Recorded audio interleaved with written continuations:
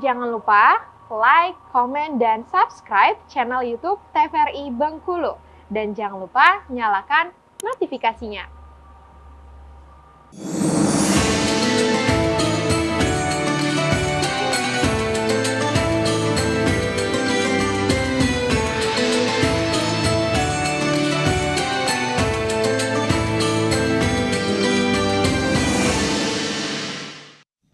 Baik pemirsa TVRI Bengkulu, dimanapun berada tentunya kembali masih bersama kami di Mutiara Kalbu TVRI Bengkulu untuk kesempatan kali ini dengan tema kita yaitu mengenai keutamaan taubat dan istighfar bersama dengan Bapak Ustadz Fat Akhtar Al-Zami dan juga Ibu Majelis Taklim dari An-Naba tentunya. Nah sebelum kembali ke ibu-ibu mungkin ada satu pertanyaan Pak Ustadz. Iya. Ini semisalnya Pak Ustadz nih kan kita tuh banyak sekali yang namanya dosa ya. Manusia ini banyak sekali yang namanya dosa tentunya, dan pada saat ajal terakhir kita hanya mengucapkan iya ya Allah saya bertobat, dan dia langsung meninggal seperti itu Pak Ustadz. Nah apakah itu akan diterima taubatnya seperti itu? Apakah seperti apa Pak Ustadz untuk penjelasannya, disilahkan. Bismillahirrahmanirrahim. Allahumma shalli ala sayyidina Muhammad. Mengingat pertanyaan itu mengingat sebuah hadis yang diriwayatkan oleh Abdurrahman bin Al-Umar bin Khattab, bahwa berisikan tentang bahwa Allah saking sayangnya kepada hambanya, menanti tentang hambanya memohon doa kepada Allah Subhanahu dalam bentuk memohon ampunan kepada Allah Subhanahu wa taala, hatta min gorgorin. Jadi seseorang ini penuh dengan ampunan Allah Subhanahu wa taala setelah pasca dosanya yang begitu besar. Tidak pernah melakukan perbuatan apapun itu. Tetapi ketika ajal menjemput sebelum, di dalam tenggorokannya dia menatap kepada Allah Subhanahu wa taala. Ketika dia menatap, dia memohon kepada Allah, ya Allah, ampuni aku ya Allah. Gorgor, seperti tadi perbincangan antara syaitan dengan Allah Subhanahu wa taala, bahwa demi kekuasaanku, demi zat yang maha suciku, bahwa aku akan mengampuni dosa sampai jasad ruh terlepas dari jasadnya. Begitu besar luar biasanya. Salah satu riwayat lagi adalah salah satu sahabatnya Rasulullah SAW dikisahkan bahwa hadis itu ada seseorang yang membunuh sampai 99 orang.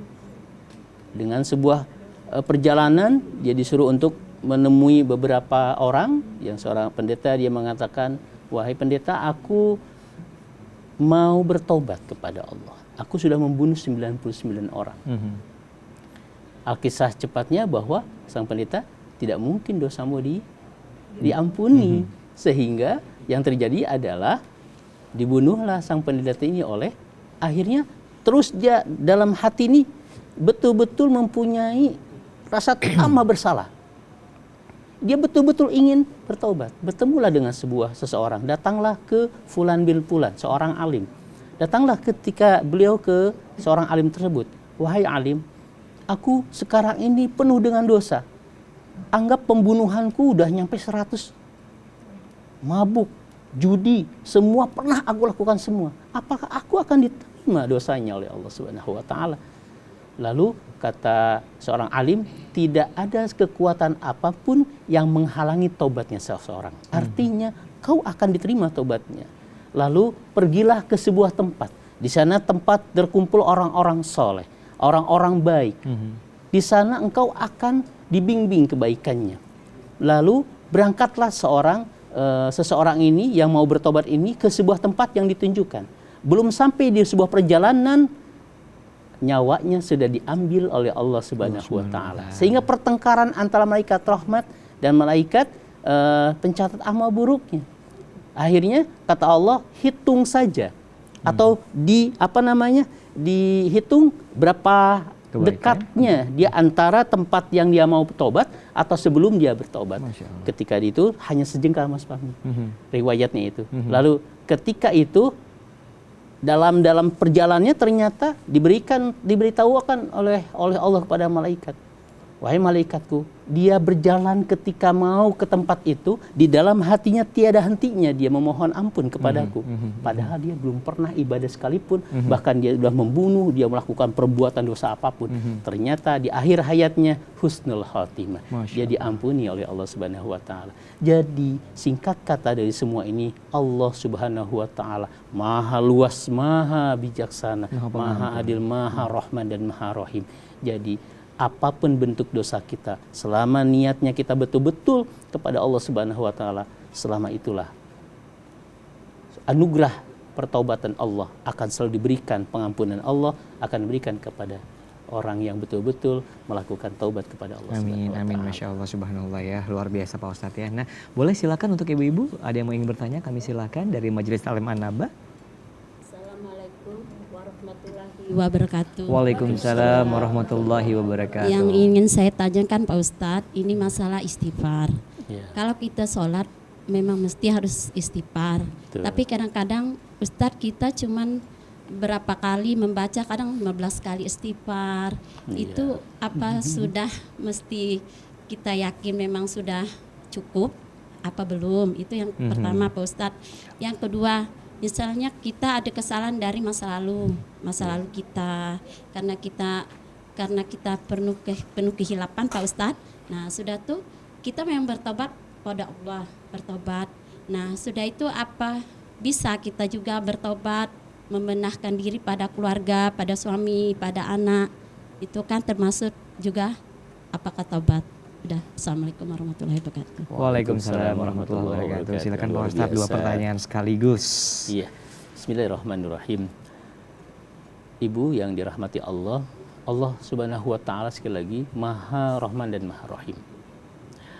Ketika seseorang mengucapkan kalimat Astaghfirullahaladzim, seketika Allah itu langsung memeluk kita. Hanya kita tidak merasakan pelukannya Allah. Kadang orang perlu dia bertobat, kadang dibanting dulu oleh Allah Subhanahu wa taala dengan berbagai macam kesulitan. Bisnis yang hancur, usaha yang hancur, keluarga yang hancur, lalu dia bisa kembali kepada Allah Subhanahu wa taala. Itu mungkin cara terindah Allah untuk mereka. Nah, ada cara terindah untuk kita disentuh oleh Allah Subhanahu wa taala. Dalam hati sudah merasakan bahwa ya Allah, sudah saatnya aku bertaubat kepada Allah. Aku lihat usiaku sudah seperti ini. Kadang azal, kita tidak tahu kapan azal kita akan datang. Betul-betul akan tiba-tiba. Nah, pertanyaan ibu, istighfar 1 kali saja, Allah sudah sangat mengampuni dosa apapun dan sebesar apapun. Yang dilihat bentuk kalimatnya, penyesalan diri kita kepada Allah Subhanahu wa taala. Nah, untuk prosesnya adalah ketika kita terdorong hati berbicara kepada suami kita, berbicara kepada anak-anak kita, itu merupakan sesuatu yang bisa dikatakan ditutuplah aibmu itu kepada siapapun. Karena apa? Allah saja sudah menutup aib kita.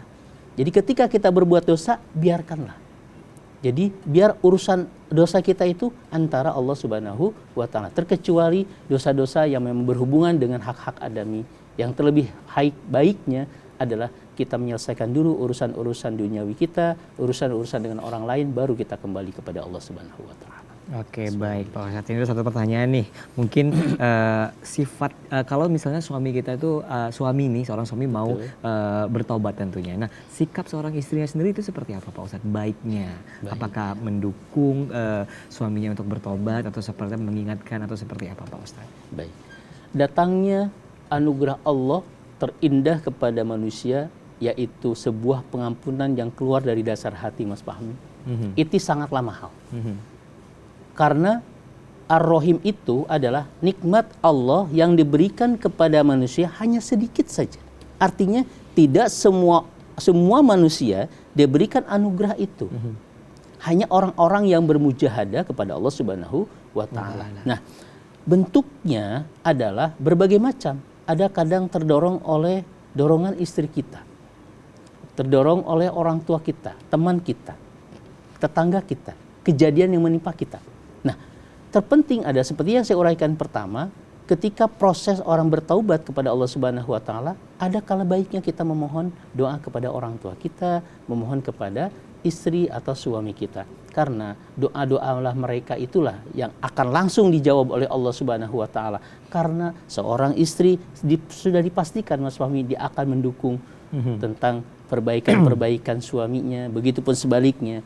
Karena kalau kita menginginkan gini Mas Fahmi, sebetulnya kalau kita menginginkan suami kita baik, tergantung dari diri kita. Diri kita baik gak kepada suami kita?